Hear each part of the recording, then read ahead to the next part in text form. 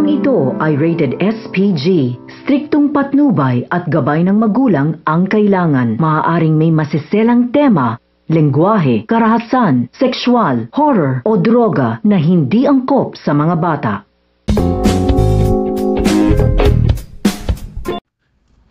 Ngayong next episode, magkagulo na nga ang lahat dahil nalalaman na itong Francis ang katotohanan tungkol sa video na may kalagwayo na itong si Venice. Kaya naman, pinuntahan niya talaga ito at sinugod at pinagsabihan kung ano ba ang totoo. Kaya naman inamin naman dito ni Venice ang katotohanan. Kaya naman, nagpunta itong si Francis sa simbahan para magmuni-muni kung ano ang dapat gagawin kasi hindi na alam kung ano ang dapat gagawin.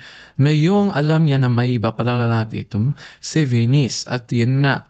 Nagpunta siya doon sa isang door na kung saan nakabukas. Akala niya walang tao doon.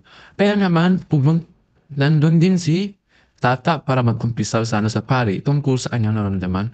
Kaya na lahat ng mga sinasabi nitong si Tata ay narinig mismo sa dalawang tenga at tamo si Francis na napainlove na itong babae sa kanya. Kaya ano kaya ang kainatan ng kwento natin? Kaya don't forget to subscribe for more updates mga kapuso.